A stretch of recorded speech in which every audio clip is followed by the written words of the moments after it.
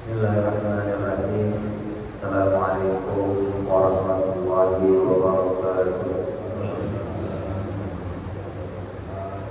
Al-Fatihah ila wali Sayyidina wa Habibina wa Syafi'ina Rasulillah Sayyidina Muhammad ibn Abdullah sallallahu alaihi wa ala alihi wa sahbihi wa sallam wa tabi'in. Inna Allah ya'li darajati fil jannah wa yanfa'una bi asrarihim وأنوارهم وعملهم ونفعتهم وبركاتهم في الدين والدنيا والآخرة يجعلنا من حزبهم يرزقنا محبتهم ويتوفى على ملتهم فيجعل في زمرة العافية والسلامة له والفاتحة. أعوذ بالله من الشيطان الرجيم. بسم الله الرحمن الرحيم. الحمد لله رب العالمين الرحمن الرحيم مالك يوم الدين. إياك نعبد وإياك نستعين اهدنا الصراط المستقيم صراط الذين أنعمت عليهم غير المغضوب عليهم ولا الضالين آمين. بسم الله الرحمن الرحيم. نويت تعلما والتعليما والتذكرا والتذكيرا والنفع والانتفاع والإفادة والاستفادة والحث على التمسك بكتاب الله وسنة رسول الله صلى الله عليه وسلم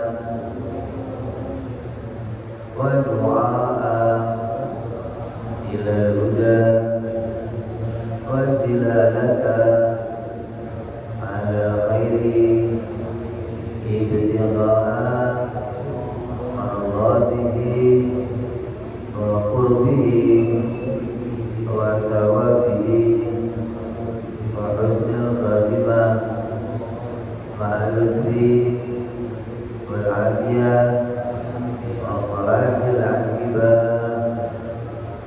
بسم الله الرحمن الرحيم. الحمد لله رب العالمين. والصلاة والسلام على أشرف الأنبياء والمرسلين سيدنا وحبيبنا وشفيعنا ومولانا محمد وعلى آله وصحبه أجمعين. أما بعد وعلى مصنف الكتاب رحمه الله ونفعنا به وبعلومه في الدارين. اللهم افتح قلوبنا فتوح العارفين وبحكمتك وانصر علينا برحمتك يا أرحم الراحمين. إلى أن قال masih dalam pembahasan perkara jais. Kita sudah bahas yang wajib bagi Allah, jumlahnya ada 20. Yang mustahil bagi Allah juga 20. Kemudian membahas yang jais bagi Allah ada 1. Apa yang jais bagi Allah? Yang jais bagi Allah adalah perbuatannya. Kita itu mengenal Allah dengan cara membedakan antara Tuhan dan makhluk. Cara membedakannya bagaimana? Dari 3 perkara. Membedakan zatnya, sifatnya, dan af'alnya atau perbuatannya. Kalau kita ngerti 3 ini, kita dianggap kenal Allah, gitu loh. Kalau nggak bisa bedain 3 ini, ya nggak dianggap kenal kepada Allah. Zatnya Allah bukan jirim, bukan benda yang bertempat, gitu loh. Kalau zat kita jirim atau benda yang bertempat. Sifat Allah bukan arab, sifat kita. Arad, apa arad itu? Sifat yang berubah-ubah. Terus yang terakhir perbuatan Allah. Kalau kita tahu tiga ini, maka secara garis besar kita dianggap telah menggugurkan kewajiban mengenal kepada Allah Subhanahu wa Ta'ala. Jadi yang kita akan bahas hari ini mengulang tentang perkara jaiz, yaitu perbuatan Allah. Apa perbuatan Allah? Perbuatan Allah hanya ada berapa? Satu, yaitu fi'lu kulli mumkinin au tarku, menciptakan sesuatu yang mungkin atau meniadakan sesuatu yang mungkin. Jadi perbuatan Allah hanya ada satu, yaitu menciptakan sesuatu atau meniadakan sesuatu. Yang diciptakan mana contohnya? Ya wujudnya kita ini yang ada sekarang diwujudkan. Nah, yang ditiadakan yang mana? Yang dulu-dulu pakai kita, buat kita, pendahulu kita, masih ada kan? Nah, maka mereka kemana? Ditiadakan oleh Allah. Nah, yang sekarang diadakan oleh Allah. Jadi perbuatan Allah itu hanya satu, mewujudkan atau meniadakan. Ya, jadi jangan sampai nanti dipahami ada perbuatan Allah yang lain, nggak ada. Kamu harus jelas, ini banyak orang salah meletakkan perbuatan makhluk diletakkan kepada Allah. Nah, berarti kamu nggak ngerti bedanya mana perbuatan Allah, mana perbuatan makhluk. Jadi kita garis bawahi dengan jelas, perbuatan Allah hanya ada sini yang anget. Seperti diri jauh banget, itu yang anget. Jadi perbuatan Allah kita garis bawahi hanya ada berapa? Satu, yaitu menciptakan sesuatu atau meniadakan sesuatu. Yang diciptakan Allah apa? Jaiz, menciptakan sesuatu atau meniadakan sesuatu.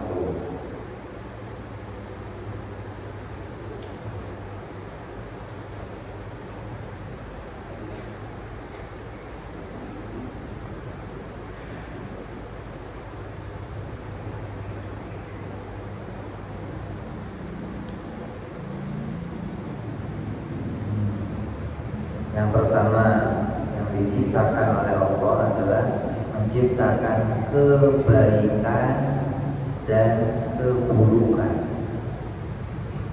Kebaikan yang boleh diciptakan, keburukan juga boleh diciptakan.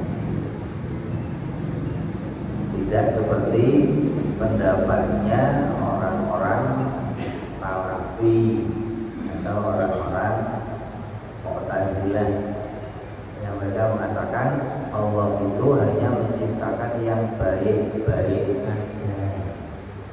Allah tidak menciptakan yang buruk. Jadi yang buruk itu tidak diciptakan oleh Allah, tapi Allah hanya bikin yang baik-baik saja. Nah, kalau yang buruk itu nggak diciptakan Allah, terus yang bikin siapa? Terjadi sendiri atau diciptakan oleh makhluk. Jadi makhluk itu bisanya bikin jelek, kalau Allah bisanya bikin baik. Nah, ini bukan pendapatnya Ahlus Sunnah wal Jamaah. Pendapat kita, baik yang diciptakan Allah, buruk juga diciptakan Allah. Contohnya baik seperti apa? Orang beriman, kebaikan orang-orang yang soleh, kemakmuran, ketentraman, kedamaian. Itu bentuknya apa? Kebaikan. Maka itu diciptakan oleh. Begitu pula sebaliknya, kekafiran, kemaksiatan, gempa bumi, gunung meletus, sakit, anak kecil yang gak berdosa mati, kena musibah, itu keburukan. Yang bikin siapa? Makanya kita mengembalikan kepada semua itu muncul dari perkara jaiznya Allah. Allah bebas menciptakan apa saja yang Allah kehendaki. Allah menciptakan kebaikan, Allah menciptakan keburukan.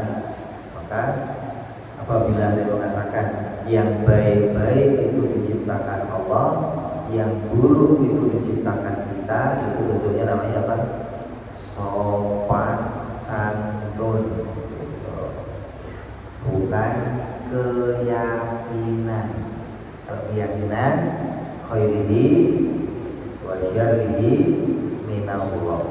Baik dan buruk datang dari Allah, itu bentuknya apa? Keyakinan. Kalau sopan santun, baik dari Allah, buruk dari kita, itu sopan santun. Kenapa? Karena kita nggak layak meletakkan yang buruk pada Allah, itu nggak diperintahkan. Yang buruk itu ya diletakkan kepada kita, perintahnya begitu, seperti yang dicontohkan Nabi Ibrahim alaihissalam. Wa idza maridtu fahuwa yashfi. Apabila aku sakit, maka Allah menyembuhkanku. Sakitnya dikatakan padaku, gitu loh. Allah yang menjadikan sembuh. Itu namanya sopan. Nabi Ibrahim gak ngomong Allah yang bikin sakit, Allah yang bikin sembuh, gak ngomong begitu. Kenapa? Karena dalam urusan ucapan atau doa ada aturan syariat. Beda dengan keyakinan. Keyakinan itu gak diucapkan, gitu loh, disimpan dalam hati. Makanya orang yang sakit, dia terima, ya Allah, ini ujian, ya Allah, saya terima, ya Allah. Nah, tahu Allah boleh saja menjadikan ujian, bentuknya apa? Mau sakit, mau banjir, mau susah, mau maksiat, ya. Ketika kita melihat yang jelek-jelek, maka yang jelek kita letakkan pada kita. Kalau saya sakit, Allah menyembuhkan saya. Kalau saya terjepit, Allah kasih jalan keluar. Kalau saya nggak punya kerjaan, Allah kasih kerjaan. Itu loh. Kalau saya bodoh, Allah yang mencerdaskan. Itu loh. Kalau saya susah, Allah yang memudahkan. Itu namanya apa? Sopan santun, gitu. Jangan dijadikan keyakinan. Kalau jadi keyakinan nanti ada sesuatu yang tidak diciptakan oleh Allah. Padahal Allah menciptakan segala sesuatu. Ya, itu yang pertama yang diciptakan oleh Allah. Kebaikan, keburukan, kedua-duanya muncul diciptakan oleh Allah Subhanahu wa ta'ala. Walaupun secara zahir kelihatan mata hamba yang pada maksiat, dikatakan di Quran, apabila terjadi bencana di muka bumi, maka itu adalah atas perbuatan manusia. Hanya yang buruk itu ya kita ngakuin, memang pekerjaan kita buruk, ya kerusak, yang ngancurin, ya. Maka perbuatan yang makhluk itu kita melihat pada apa yang zahir, yang kelihatan mata kita. Sedangkan secara hakikat kita harus mengakui, mengimani itu semua muncul atas kehendaknya Allah Subhanahu wa ta'ala. diciptakan oleh Allah, Allah mengutus para nabi.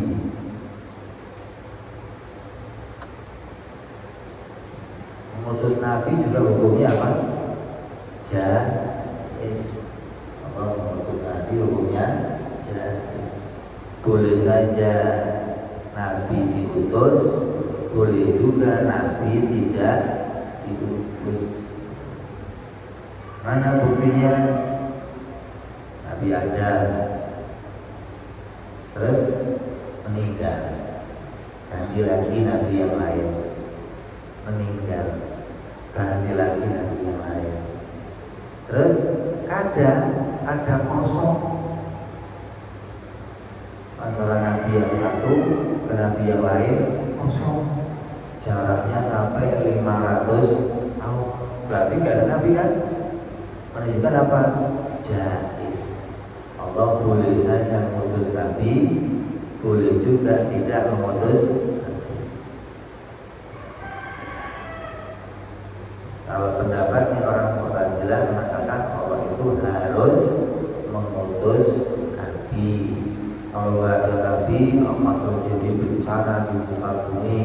Ini mengingkari fakta bahwa kalau nabi diutus secara wajib oleh Allah, maka di dunia ini tidak akan kosong dari nabi. Makanya terjadi kekosongan nabi yang menunjukkan menciptakan nabi hukumnya jaiz. Terus yang ketiga, yang diciptakan oleh Allah Subhanahu wa Ta'ala yang merupakan perkara jaiz adalah yang kita harapkan, yaitu Allah memperlihatkan dirinya kepada hamba-hamba. Allah menunjukkan dirinya nanti di surga kepada hamba-hamba. Jadi seluruh hamba yang di surga nanti akan punya kesempatan melihat kepada Allah Subhanahu wa Ta'ala. Itu menjadi puncaknya kenikmatan seorang hamba. Hingga banyak para wali-wali, hingga banyak para orang-orang soleh yang ingin menukar nikmatnya surga dengan melihat kepada Allah Subhanahu wa Ta'ala. Saking nikmatnya surga tersebut. Tapi nanti cara melihatnya kita dan melihat kepada Allah yang berbeda dengan cara melihat kita dengan makhluk. Kalau kita melihat makhluk ya begini, ada depan, ya, prototan. Kalau kita melihat Allah nanti ya gak begitu. Mukhalafah lil awal. Ya, itu diantara perkara-perkara yang diciptakan oleh Allah, atau Allah boleh menciptakannya, boleh pula tidak menciptakannya.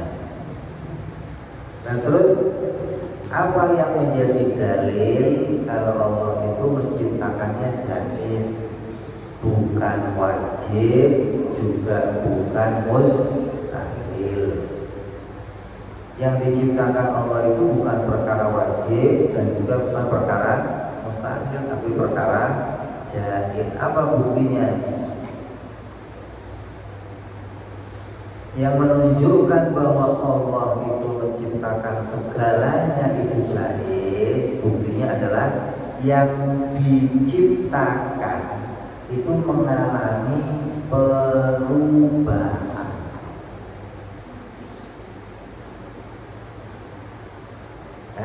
Yang diciptakan Allah mengalami perubahan, dari ada menjadi tiada, kan berubah, kan?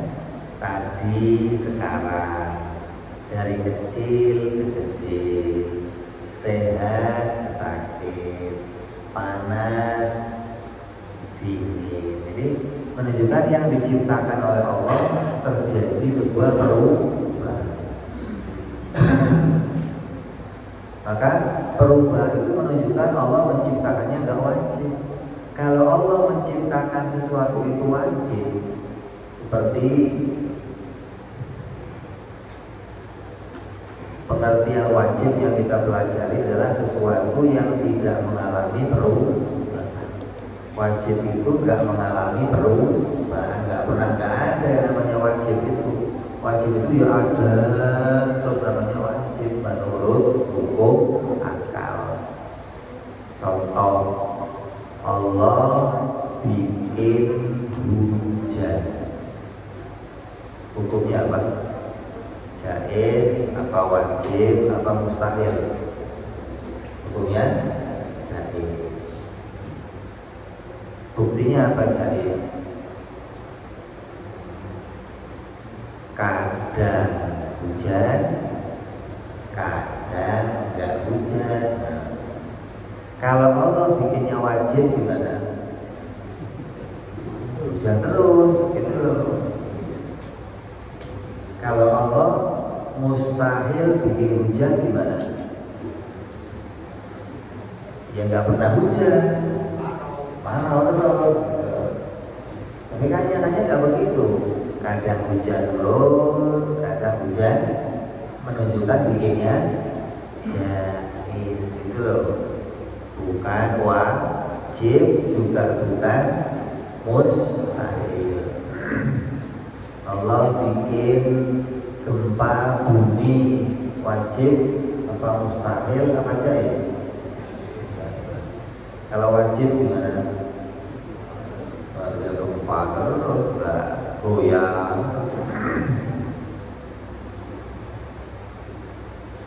Ya, jadi cara membuktikan kita bahwa Allah itu jaiz menciptakan sesuatu, nasib kita atau keadaan kita mengalami selalu perubahan. Makanya orang yang tahu perkara jaiz itu hidupnya nggak pernah stres, hidupnya nggak pernah galau, hidupnya nggak pernah resah. Kenapa? Orang yang resah, galau, stres itu karena memaksakan sesuatu yang seharusnya mungkin saja terjadi, dipaksakan menjadi harus terjadi. Saya punya kambing ternak, kambingnya hamil, gimana caranya harus lahir selamat. Kalau nggak selamat, stres saya naik. Udah saya panik, saya cari, begitu lahir mati. Begitu mati, stres. Nah itu. Kenapa? Memaksakan diri, hasilnya harus. Padahal hukumnya apa? Boleh saja Allah bikin hidup, boleh Allah bikin. Kalau kamu maksain juga, gimana caranya harus hidup? Gak ngerti perbuatan Allah itu jaiz. Kita gak bisa maksa apa-apa. Semua yang diciptakan Allah itu jaiz. Allah gak wajib menjadikan apa sampai kepada yang baik itu memasukkan hambanya ke surga atau memasukkan hambanya ke neraka juga hukumnya. Kamu sholat, kamu puasa, kamu haji, terus kamu anggap wajib Allah masukin saya ke surga. Kalau ada orang maksiat, orang berbuat zina, riba, wajib Allah memasukkan ke neraka. Hukumnya apa? Jaiz. Sehingga ketika kita ibadah, kita berharap ibadah kita diterima oleh Allah. Kenapa? Karena yang memerintahkan kita ibadah itu Allah. Sementara ibadah seperti apa yang akan diterima oleh Allah, ya Allah yang tahu. Kan kita kadang kepedean, harus diterima sholat saya. Kadang bacaannya pletot-pletot, udah sholatnya sama begitu mau diterima bagaimana? Iya gimana? Giliran ngaji sambil selfie, share Facebook, habis tahajud nih mas, gimana? Tahajud aja diberitain ya begitu kok terus pasti diterima, ya susah dong. Jadi memasukkan ke surga ke neraka juga hukumnya jais. Sehingga ketika kita ibadah, kita sholat, kita melakukan aktivitas yang Allah perintahkan, berharap itu semua diterima oleh Allah. Dan kalau kamu yakin masuk surga, banyak diceritakan dalam hadis. Allah bertanya kepada hambanya, wahai hambaku, engkau akan kumasukkan surga. Kata hamba, alhamdulillah. Terus ditanya, kamu tahu nggak apa yang menyebabkan kamu saya masukkan surga? Tahu ya Allah, kan saya udah sholat, saya udah puasa ya Allah, saya udah zakat. Bukan. Kamu saya masukkan surga karena rahmatku, kata Allah. Hambanya nolak, ya nggak bisa ya Allah. Kalau saya masuk surga karena rahmatku, ibadah saya gunanya buat apa? Saya bertahun-tahun capek, apalagi Bani Israel. Ada yang sholat 500 tahun, ada yang umurnya 1000 tahun ibadah terus kepada Allah. Nuntut ya Allah, saya masuk surga harusnya karena ibadah saya. Banget lamanya saya nggak pernah maksiat, nggak pernah. Apa kata Allah? Oke, kalau kamu mau masuk surga karena ibadahmu, panggil malaikat, hitung nilai ibadahnya. Hitung. Sholat sekian, puasa sekian, haji sekian, zakat. Semua totalnya 1000 tahun ibadah. Kata Allah, masuk surga 1000 tahun, di situ neraka. Loh, katanya surga selama-lamanya ya Allah. Yang selama-lamanya itu rahmatmu, bukan ibadahmu, bukan. Rahmatku yang memberikan kamu anugerah masuk surga selama-lamanya. Saya mau nanya, kamu kalau sholat, sekali sholat berapa menit? 1 jam? Enggak, berapa? 5 menit, Masya Allah. Itu plus wirid kan? Plus wirid, udah 5 menit plus wirid, Masya Allah. 5 menit.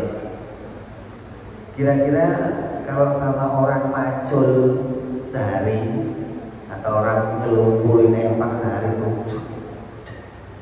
capek mana kira-kira? Macul. Kalau macul sehari berapa upahnya?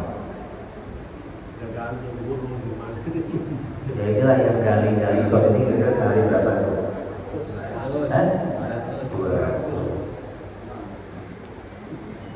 200 sehari itu dari pagi sampai sore.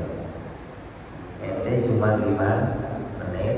Kira-kira yang pantas berapa bayarannya? Cepet pantas? Ya kebanyakan lah. Cuma ceban lah ceban. 10.000 lah. Itu macul loh. Cek. Keringetan kan? Lapar, panas. Berapa? 200. Lah kamu cuma surga. Aku asik banget surga. Kamu tinggi banget bayarannya. Pantasnya ceban, pantas. Goceng lah gitu. Yang sunah-sunah goceng lah. Yang wajib. Jadi kalau kamu bayangin, saya udah sholatnya berapa pahalanya, nilai sholat kamu itu berapa? Gak bisa diukur pakai surga. Ketika orang kok masuk surga itu anugerah Allah, rahmatnya Allah. Oh Allah bikin selama-lamanya.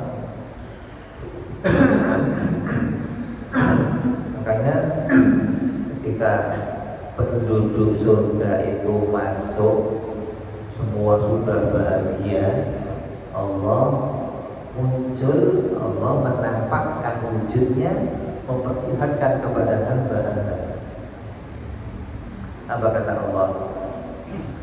Apakah kamu sudah menerima nikmatku? Iya ya Allah. Apa ada yang kurang? Enggak ada ya Allah, cukup sempurna semua ya Allah.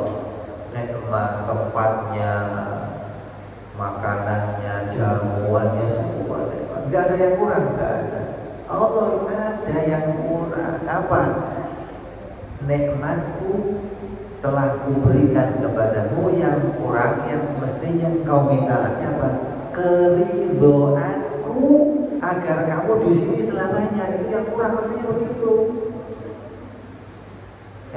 Kamu dapat undangan jamuan makan, terus mana? Mantek, campur dangdut segala, terus makan.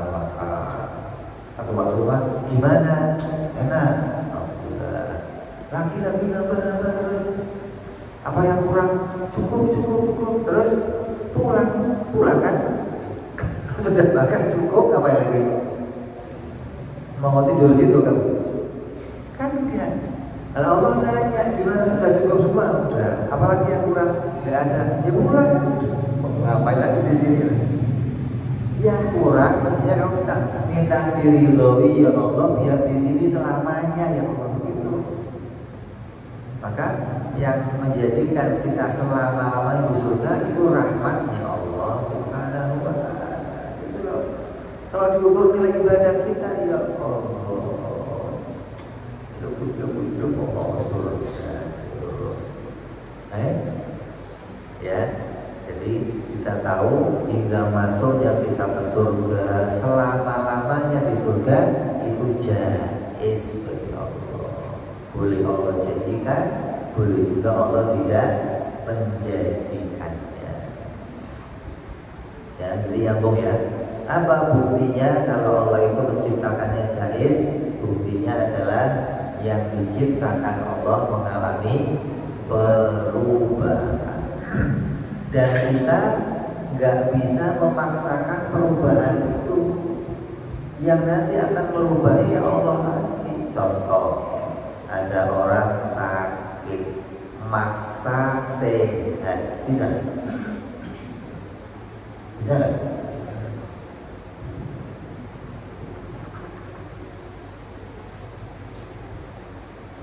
Mau dia berubah kemana aja, kan? Hukumnya apa? Jaiz. Sama kayak orang berada pada malam hari, lampunya mati gelap, terus maksa ya Allah, kapan paginya ya Allah, enggak pagi-pagi ya Allah, cepat sih pagi ya Allah. Lu mau ngotot kayak apa, tetap nungguin pagi, itu gak bisa maksa langsung pagi sekali, gak bisa. Jadi perubahan sesuai dengan yang dikehendaki oleh Allah. Merubahnya juga jaiz. Kayak ada perkataan habis terang, habis gelap, terbitlah terang. Kalau dalam Qurannya apa? Inna ma'al usri yusran, inna ma'al usri yusran. Dua kali Allah nyebut, belum sekali loh. Inna ma'al usri yusran, inna ma'al usri yusran. Setelah adanya kesusahan, ujian itu akan muncul kebaikan. Setelah kesusahan akan muncul kebaikan. Makanya Allah bisa merubah sesuatunya. Gitu loh. Zaman orang bunuh diri sebabnya kenapa? Orang bunuh diri sebabnya kenapa? Iya, menganggap kejadiannya itu nggak akan berubah. Saya udah terjepit begini, nggak mungkin ada yang bisa nolongin saya. Putus asa dari rahmatnya Allah. Berfirman, wala tayasu min rahmatillah. Janganlah kamu putus asa dari rahmatnya Allah. Kenapa? Jais. Kalau kamu nggak ngerti jais, mesti stres kamu. Dan di banyak orang galau, ribut, berantem karena nggak ngerti yang namanya jais.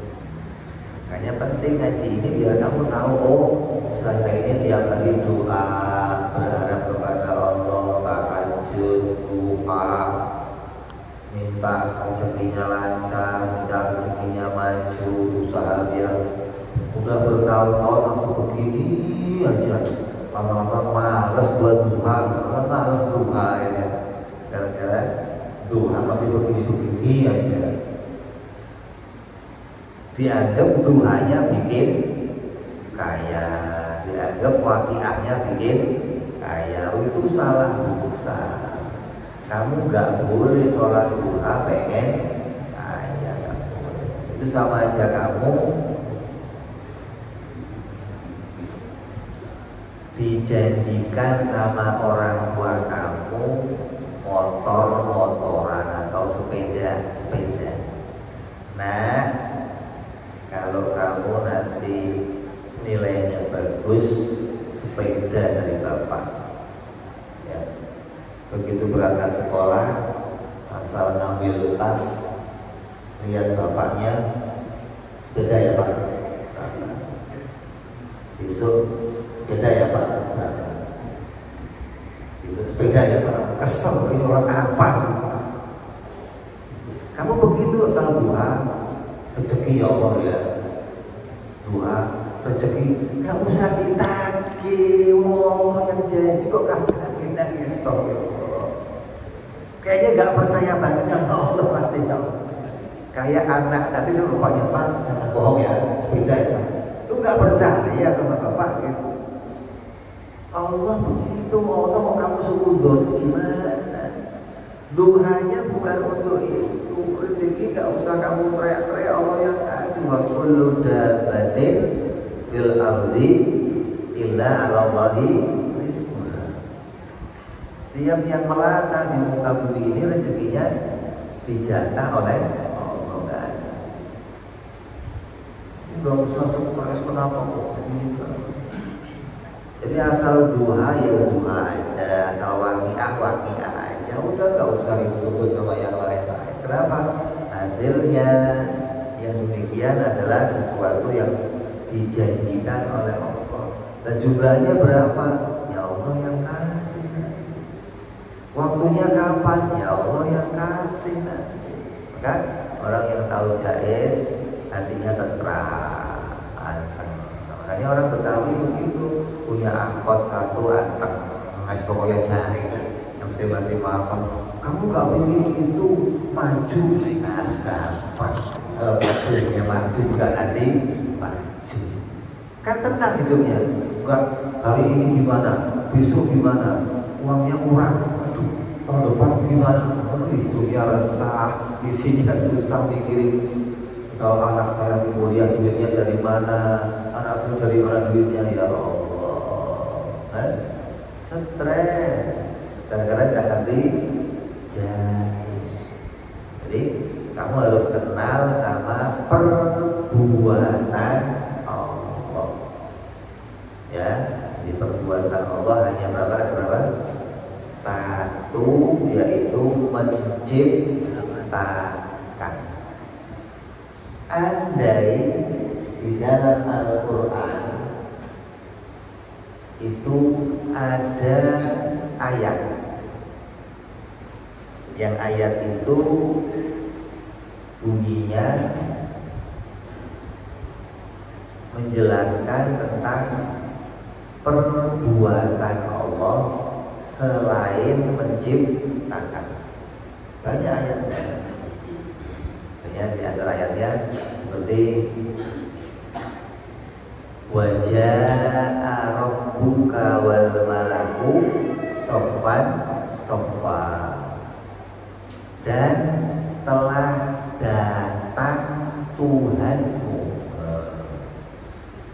Ja'a itu kan dalam bahasa Arab disebut namanya fi'il atau perbuatan.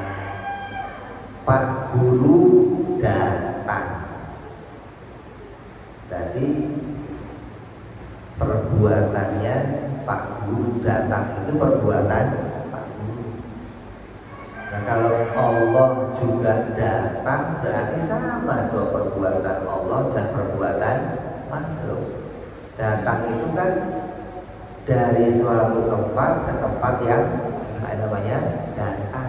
Nah kalau Allah datang berarti Allah dari tempat yang satu ke tempat yang, masa begitu sifat Allah?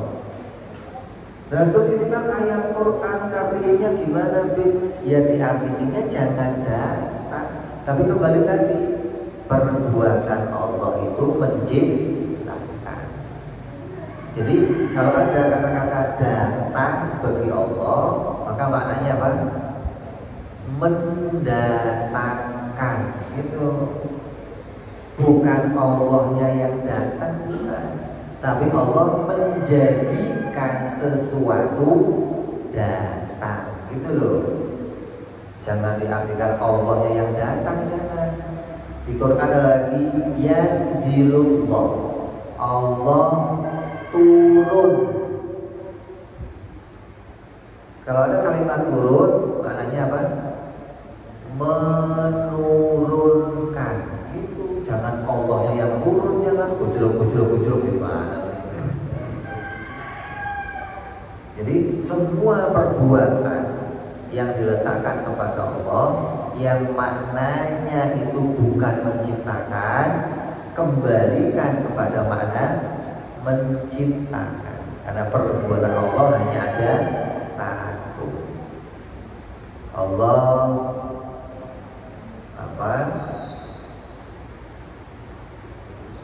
memberi petunjuk, memberi hidayah, menjadikan kemakmuran, menjadikan keimanan, semua menjadikan kesehatan, menjadikan kebaikan, menjadikan. Jadi dikembalikan semuanya pada fi'ilnya Allah, menciptakan sesuatu. Jangan sampai kita meletakkan menjadi sifat perbuatan Allah sama seperti sifat perbuatannya manusia atau makhluk. Akan jadinya nanti kita tidak memukhalafahkan Allah dengan wajib kita mukhalafah. Ya, jadi kita sudah membahas hari ini tentang sifat perbuatan Allah.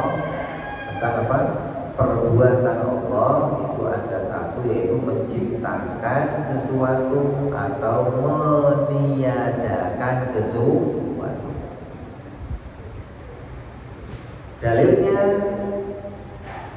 kalau perbuatan Allah itu jaiz adalah yang diciptakan Allah mengalami perubahan, bisa menerima ada, bisa pula berubah menjadi tiada. Kita mempertahankan sehat kita, bisa nggak? Ya, Allah kasih kita sehat. Saya ingin sehat terus, sampai minum obat, olahraga, bisa? Yang pertama menciptakan senam jantung, itu ahli jantung, matinya kena serangan jantung. Dia menciptakan senam untuk, kenapa? Ini orang yang senam dengan cara ini nggak akan gagal jantung. Matinya kena serangan. Kita nggak bisa mempertahankan sesuatu, nggak bisa. Masa muda mau dipertahankan bisa? Biar cantik terus, akan mengalami perubahan. Yang tadinya ganteng ya lama-lama leot, yang tadinya cantik ya lama-lama leot. Kenapa? Karena mengalami perubahan. Yang tadinya kaya, gue ingin kaya terus. Ada orang sholat duha, terus kaya, tokonya maju, perusahaan maju. Lama-lama takut meninggalkan sholat duha. Kenapa? Gua kalau nggak duha takut melarat lagi. Ada orang begitu. Dia dikira kayanya gara-gara duha. Berat. Kalau sama duha luar biasa. Duha. Kalau nggak duha, wah bahaya pak. Duha terus semuanya. Jadi ada yang begitu. Jadi dia ingin mempertahankan sesuatu agar tidak mengalami perubahan. Padahal caranya sesuatu itu bisa langgeng, berkah, ada terus pada kita, gak ganti-ganti. Caranya gimana? Kan Allah katakan apa? Kalau kamu bersyukur kepada nikmatku, maka akan aku tambah. Kalau kamu ingkar kepada nikmatku, maka azabku amat lain. Syakartum la azidannakum wala in kafartum inna azabi lasyadid. Jadi caranya kita ingin agar yang diberikan Allah itu berkah, lama, gak ganti-ganti. Caranya gimana? Disyukuri.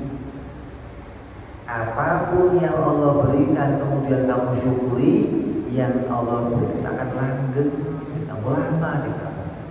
Punya HP, syukur ya Allah, alhamdulillah, ya sudah langgeng begitu. Mau jelek disyukuri. Kalau sudah punya HP kau gerundel, HP kok begini, kapan gantinya? Besok pecah, ada hilang, ada jatuh. Kenapa? Mau disyukuri aja. Kamu syukur sama kerjaan kamu, akanlah kerjaan kamu. Kamu syukur sama bini kamu, insya Allah lah. Kalau pengen ganti bini, jangan syukur bini kok begini ya Allah, gak ada yang lain Allah. Itu pertambah aja kalau ada ya Allah. Ganti aja. Kalau kamu syukuri ya kan.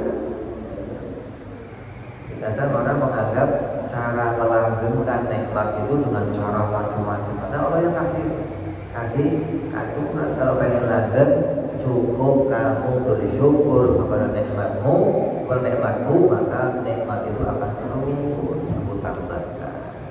Karena menjadikan kenikmatan bagi Allah mempunyai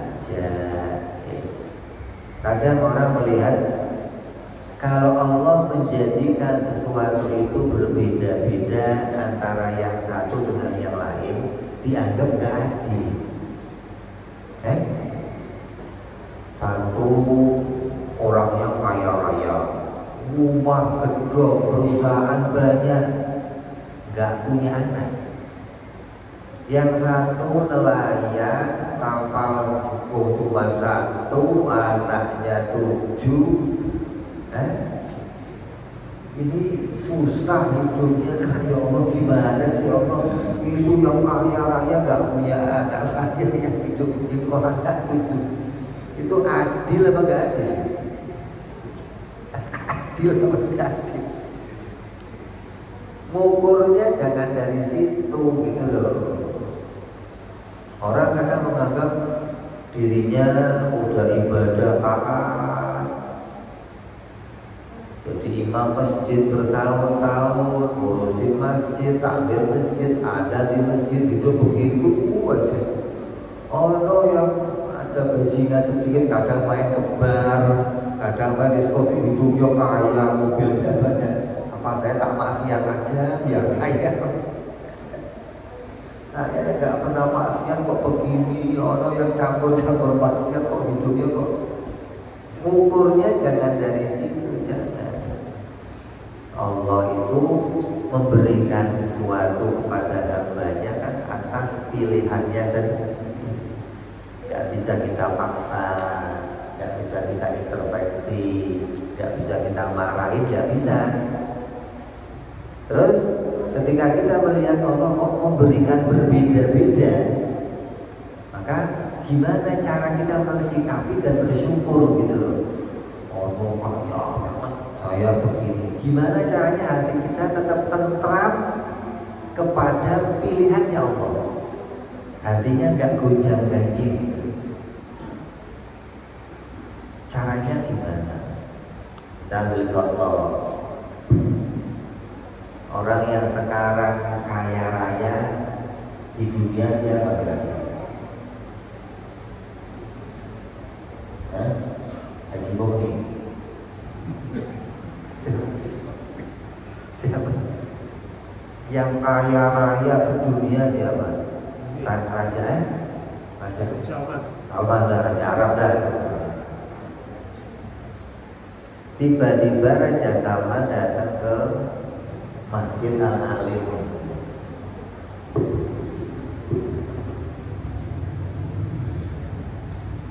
Sambil melihat pengecoran dia, sambil datang ke Masjid Al-Alim.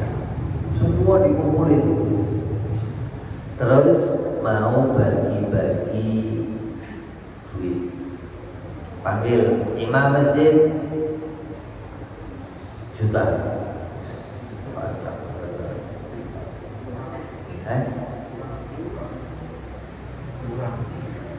Kurang. Nah, warnanya jadi nggak mau. Berbuat semiliar.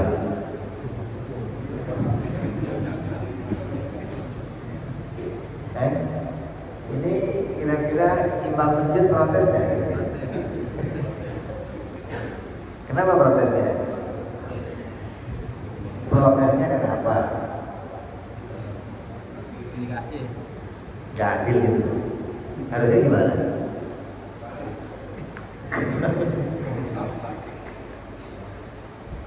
Yang lain dipanggil sini 10.000. Ya Allah, baginya gak rata. Itu adil apa gak adil? Gak adil. Harusnya gimana? Rata gitu. Kayak sembako gitu, rata gitu ya. Gak begitu pikirnya mestinya. Raja datang kemari bawa duitnya sendiri. Apa duitnya teh? Duitnya siapa? Duit sendiri. Dan dia gak punya ikatan apa-apa sama ente. Datang mau bagi-bagi sesuatu, ya terserah dia dong. Kecuali dia punya ikatan sama kamu, atau kamu nitip duit sama dia, ya kamu nagih. Pak, kurang duitnya, ya kamu. Oh, ini datang sendiri, bawa duit sendiri. Kok kamu nagih? Saya kurang Pak, kurang bagaimana? Saya utang sama kamu kurang. Jadi cara lihatnya bagaimana? Cara lihatnya begini. Kok saya dikasihnya cuma 100.000, yang ono 1 miliar, 1 juta. Itu ada yang gak dikasih banyak malah. Cara lihatnya bukan kenapa 100.000. Cara lihatnya kok saya dipilih untuk dikasih. Itu yang bangga mestinya. Bukan kenapa cepat, bukan. Kok saya yang dipilih untuk padahal itu yang lain banyak gak dikasih. Kok beruntung banget saya masih dikasih. Begitu mestinya.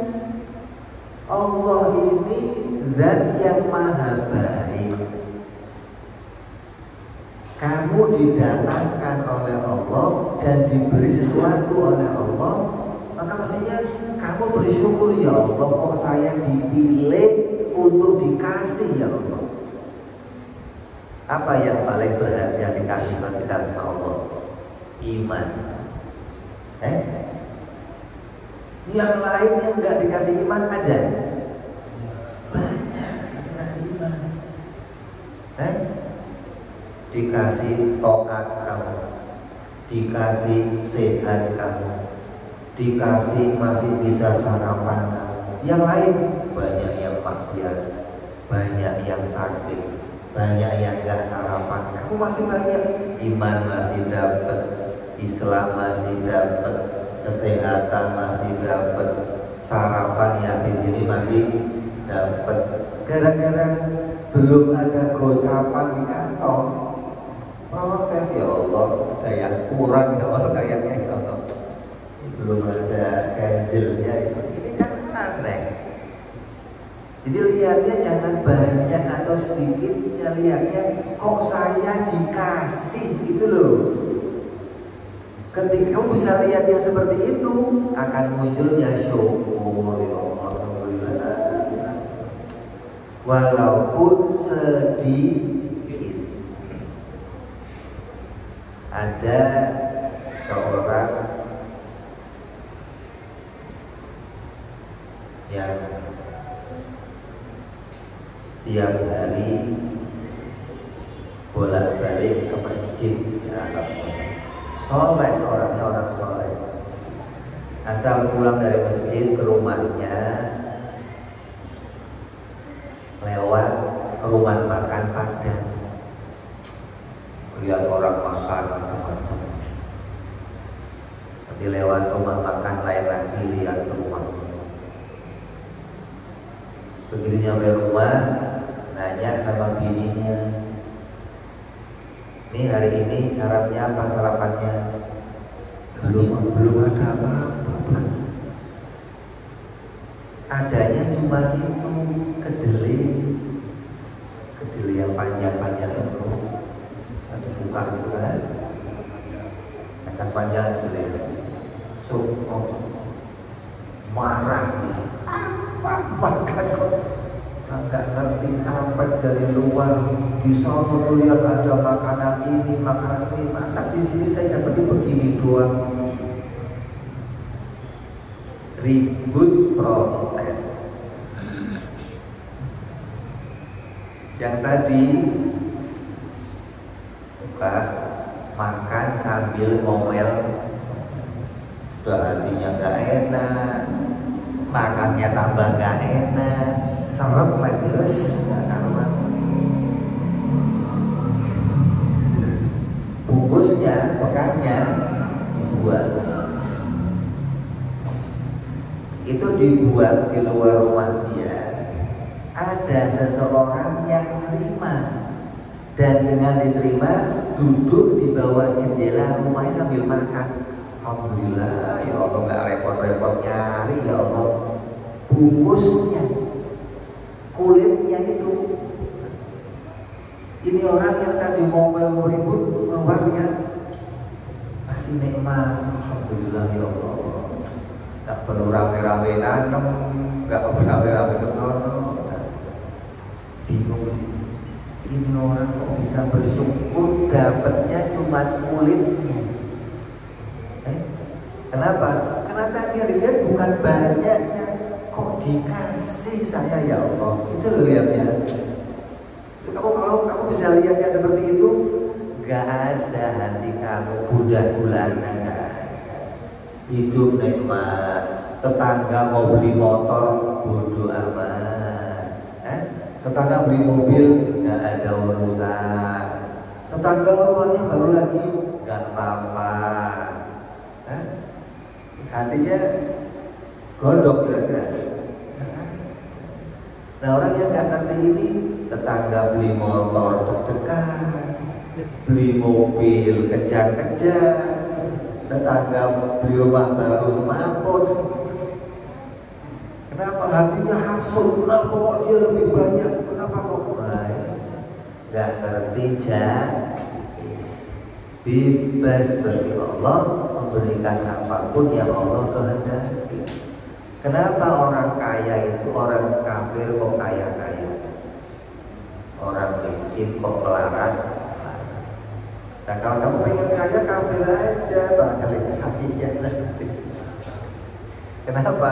Dikatakan dalam hadis, ad-dunya sijnul mu'minin wa jannatul kafirin.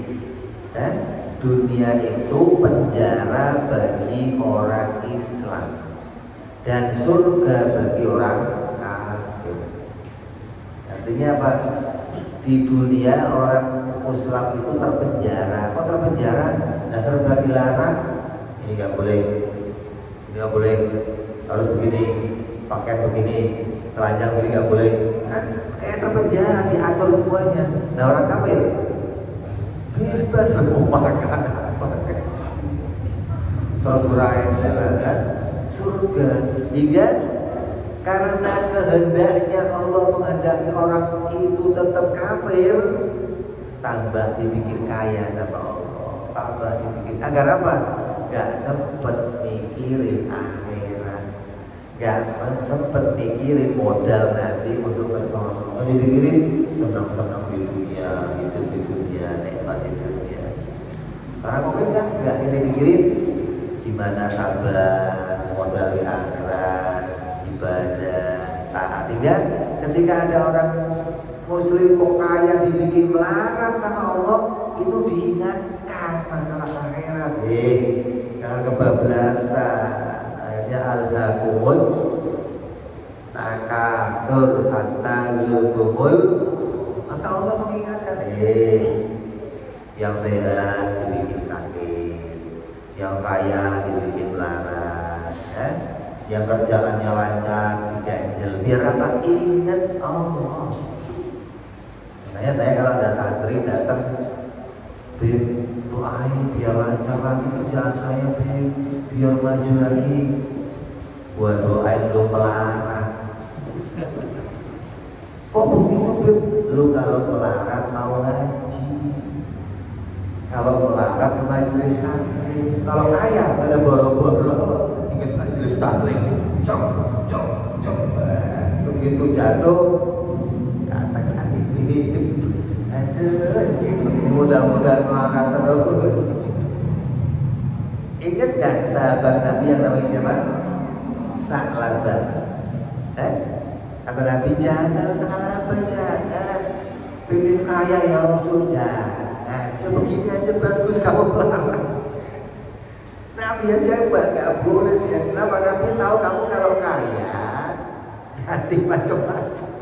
Benar, begitu kaya wala Jumatan wala yang diurusin harta. Makanya ini apa? Perkara itu namanya apa? Jahis.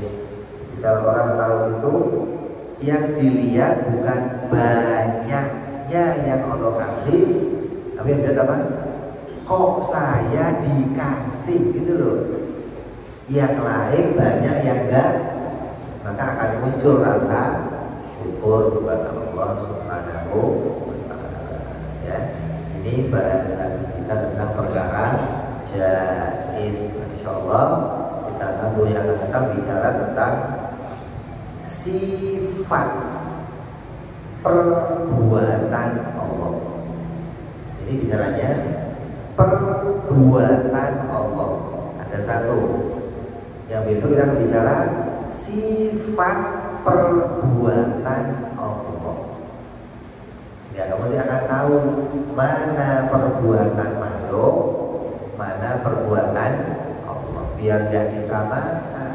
Karena banyak orang menganggap perbuatan Allah yang begitu, perbuatan makhluk juga begitu. Ini banyak yang salah memahami. Insya Allah kita ulas akan datang biar kamu nggak salah paham. Nggak sampai mengatakan Allah itu perbuatannya punya tujuan. Wa ma khalaqtul jinna wal insa illa liya'budun. Dan tidak aku ciptakan manusia tujuannya agar mereka berarti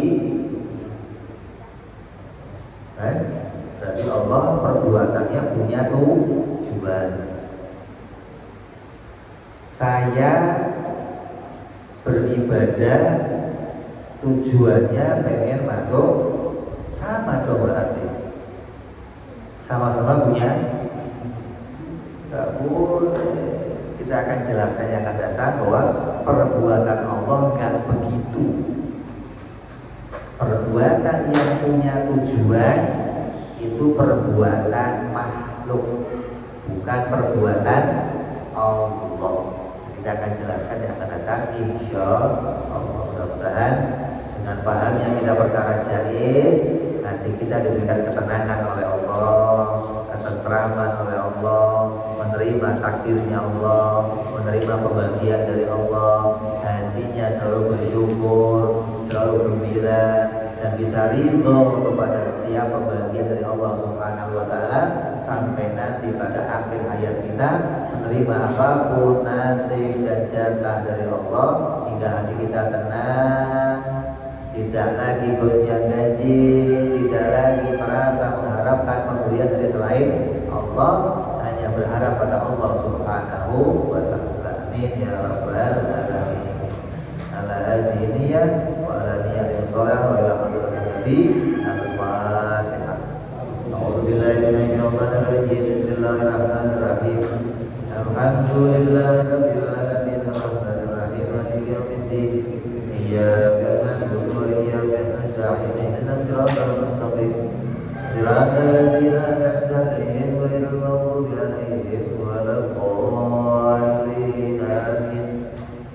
Ya Rabbana tarabna fi hadana tarabna wa hanana asrabna ala la israbna wa tub alaina tawban tafsil kulli awban wa astur lana awrati wa amin rawati wa ghfir walidina rabbi wa mawludina wal ahli wal ikhwani wa sairil hilami wa kulli bi mahabba ajradina sarfa wal muslimina ajma'in. Amin rabbi fadlan wa judan mannan minna bil mustafa rasulina wa bi kulli suri sallallahu wa sallam rabbi alaihi anta habbi wa alihi wa sahbihi dada qasi suhbi walhamdulillahi bil badi wa tanahi. Subhana rabbika rabbil izzati amma yasifun, salamun alal mursalin, alhamdulillahi rabbil alamin. Barangkali ada yang mau bertanya.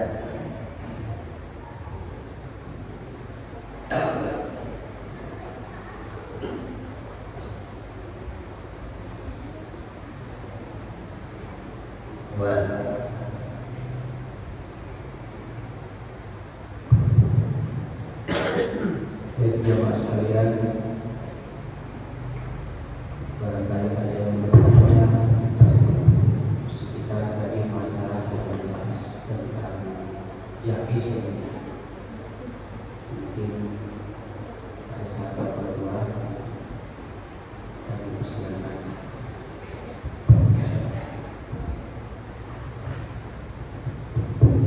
Assalamualaikum warahmatullahi wabarakatuh. Waalaikumsalam warahmatullahi Yang bertanya ini tentang masalah orang kafir ini kan cari uangnya ini kan bebas, halal haram kan. Kemudian mereka dapat hidayah dari Allah masuk Islam. Setelah Islam itu harta yang asli seperti itu apakah halal atau tidak dilanjutkan oleh beliau? itu pernah terjadi di zaman Nabi. Orang-orang kaya di zaman Nabi itu ada yang kerjanya kayak itu tukang kredit keliling, itu bank keliling.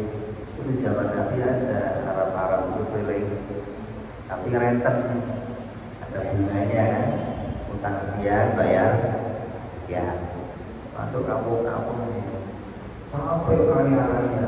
Begitu masuk Islam kata Nabi, buat semua uang-uang berapa haram semua. Jadi walaupun orang kafir juga, kalau hartanya yang dicari itu halal, dia masuk Islam, jadi ada yang halal.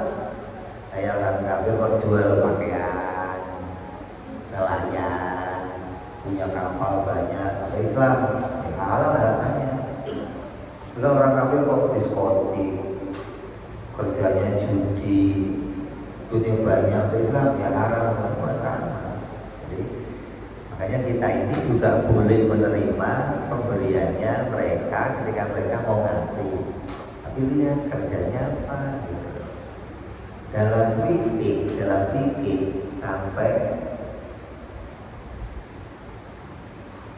apa detail. Orang yang tidak punya kerjaan yang halal, semua kerjanya haram, belanja di warung jangan diterima. Yang punya warung nggak boleh terima. Kalau kita kan enggak. Yang beli siapa? Ada bodoh amat, yang penting warung gua laku. Kita begitu kan, nggak ada urusan dikasih sama orang, yang ngasih siapa? Yang penting rezeki, itu malah lapar namanya begitu kan. Kalau kayak hati-hati tadi, dari mana duitnya? Bukan. Biarpun kamu warungan, yang beli siapa? Kerjanya apa? Bukan. Nanti kecampur uang sama uang yang haram. Ya. Tetap ada batasan halal dan tapi kelanjutan ini disambung dengan kalau kita lihat musibahnya mereka lihat kita apa yang mengatakan manusia ini dari kecil ini termasuk buat masyarakat. Kemudian kita tahu sama kayak begitu itu hati saya nolak makhluknya saya kasih tahu ya dia pakai mereka itu kan hati-hati aja. Terima kasih. Wassalamualaikum warahmatullahi wabarakatuh. Ya. Assalamualaikum warahmatullahi wabarakatuh. Waalaikumsalam. Pertanyaan. Ini ada satu orang kaya. Orang kaya itu kafir. Tapi kekayaannya dua bagian dia yang pergunakan. Satu dia kaya, dia kerja juga, tapi ada juga uang haram. Dia kerja sendiri, juga kerja, tapi ada juga dia mencari uang haram. Tapi uang haram hasil uang haram dia bagikan kepada masjid, fakir miskin dan sebagainya untuk mensucikan uang yang kerjakan itu. Jadi bagaimana hukumnya? Apa benar tidak? Uang haram itu dibagikan pada masjid untuk mensucikan dirinya. Jadi dia kerja juga, ya, cari yang halal, cari yang haram juga. Money laundering, mau cuci, ada tai mau dicuci bisa? Ada tai tahu kotoran mau disucikan bisa? Bisa nggak? Saya nanya, ada kotoran tai mau disucikan bisa nggak? Pakai apa nyucinya? Oh, namanya tai disucikan, ya nggak bisa. Tai ya tai ya, nggak bisa disucikan nggak bisa. Terus, kalau ada barang yang kecampur tai bisa disucikan, gitu loh. Namanya tai disucikan barang haram, ya. Jadi nggak bisa diapa-apain. Kalaupun dia mau nyumbang ke masjid, nyumbang, asal masjidnya mau terima aja. Kalau masjidnya tahu ya jangan diterima. Nah, kalau saya terima boleh nggak? Boleh aja, tapi gunanya tetap untuk yang kotor-kotor. Apa? Bikin smiteng itu, buat saluran air, buat WC, di jalan,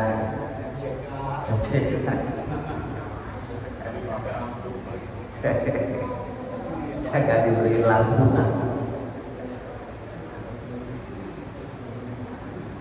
Ada yang lain coba? Assalamualaikum warahmatullahi wabarakatuh. Salam. Pertanyaannya ya, mudah-mudahan gak keluar dari galon perkara hadis. Yang pertama, kita punya program, punya rencana planning ya. Yang mana program itu dalam waktu tertentu sudah ditargetkan kita harus terus mencapai puncaknya atau mencapai hasil yang maksimal. Program itu supaya tidak bertentangan dengan sifatnya Islam harusnya seperti apa? Karena kita di awal udah matang. Tahun depan kita harus mencapai sesuatu yang maksimal. Terus yang keduanya pertanyaannya, apakah sifat jahis itu berlaku juga untuk orang-orang kafir? Kalau untuk orang-orang beriman mungkin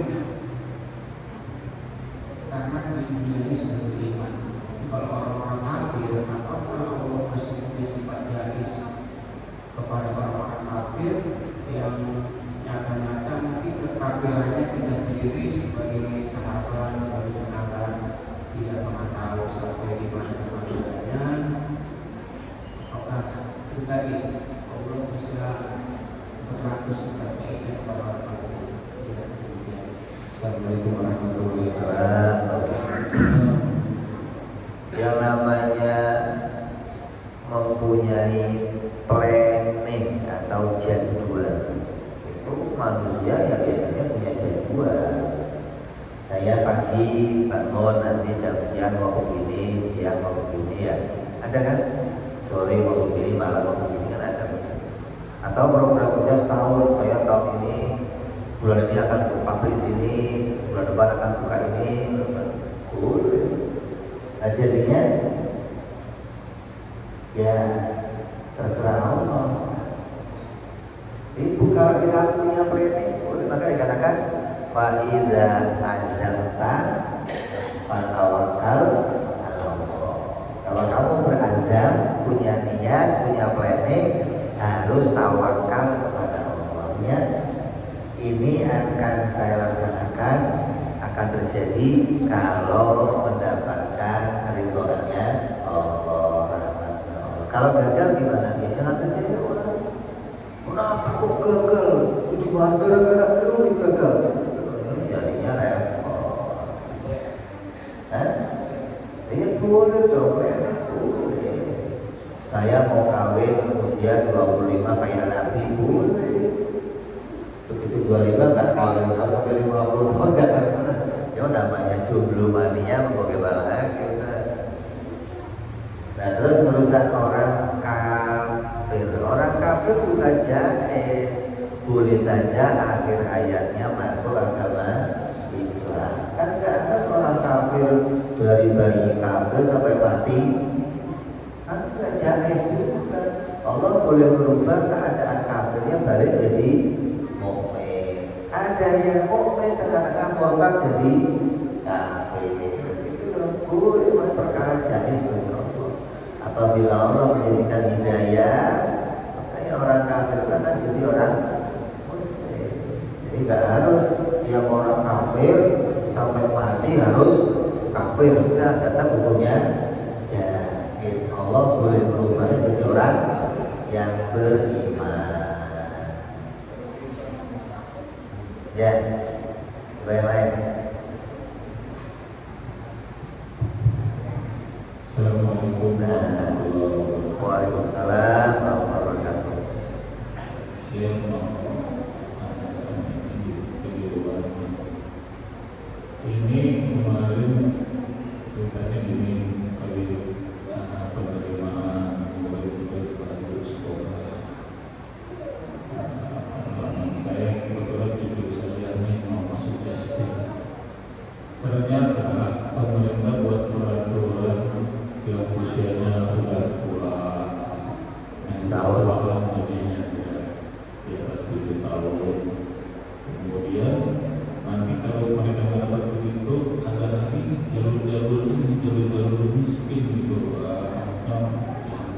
Jadi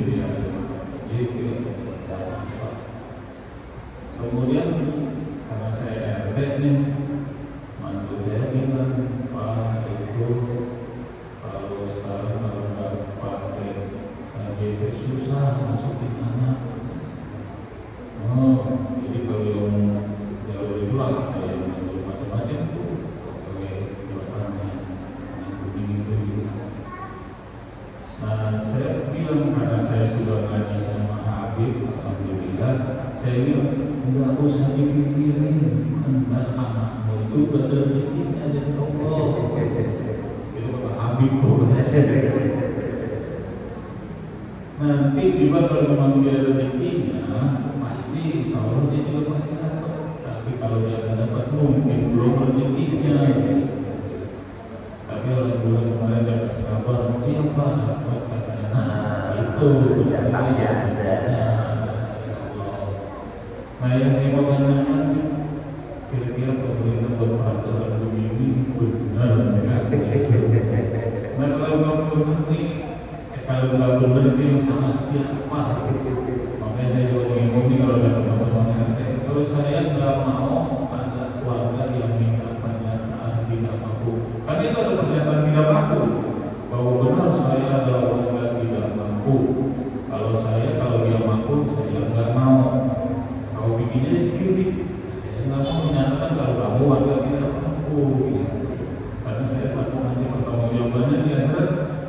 Saya kalau di akhirat nggak tawar menawar ya. Kalau kita tawar menawar. Mungkin itu aja yang baru saya tanyakan. Assalamualaikum.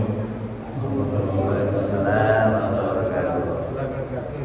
Memang apa dituduh melarat itu banyak untungnya juga. Kalau dituduh kaya suka susah diutangin sama orang itu kayaknya punya duit utang. Kalau dituduh melarat itu bukan penting dapat bantuan sono bantuan ini. Tapi kan kalau kita bukan orang yang miskin, kita jadinya mengambil haknya orang miskin. Dan ada buat pemerintah bikin program begitu, memang itu kebijakan kebijakan temporer. Nanti ganti kepala ganti kebijakan, kepala ganti kebijakan. Jadi bukan kebijakan yang jangka panjang, bukan program yang bisa berubah-ubah. Nah kita yang mau nggak mau ikut di dalamnya, tinggal kita sikapi aja. Kalau kita memang anak mau di sono, ya nanti kalau rezeki yang masuk. Kalau enggak rezeki ya sudah cari sekolah yang baik. Kalau saya harus bikin surat miskin, yang penting anak saya masuk, walaupun tujuannya memang untuk mencairkan uang itu dari negara. Jadi dia cari mana orang miskin datang kayak sekolah biar uang. Jadi kalau kita sampai ikut begitu, kita mendukung kejahatan mereka. Jadi jangan hanya mikirin satu sisi, urusan pendidikan sekolah gimana aja bisa, yang penting orang tuanya. Di sekolah itu pendidikan paling 1 jam 2 jam dan nggak ada. Yang penting pendidikan dari orang tua, majelis taklim, terus sekolah dunia sore-sore itu lebih mengenal untuk anak-anak dibanding sekolah-sekolah formal. Agama paling berapa menit, ini berapa. Jadi kalau kita pilih sekolah yang penting bisa baca, bisa tulis. Kedepannya apa? Nah, kalau bisa diarahkan ke agama ya agama, arahkan ke pendidikan dunia ya dunia. Kalau nggak bisa ya yang penting jangan sampai tua murni umum masih nanti nggak dapat pendidikan agama. Kalau masih SD apa nggak masalah. Tapi udah canggih, udah yang penting udah bisa tahu kita nggak melanggar perkara-perkara yang haram, kita terima takdirnya Allah. Kalau dapat jatah ya pasti diterima. Tahu udah kita tutup, kita terus yang akan datang insya Allah. Assalamualaikum warahmatullahi wabarakatuh.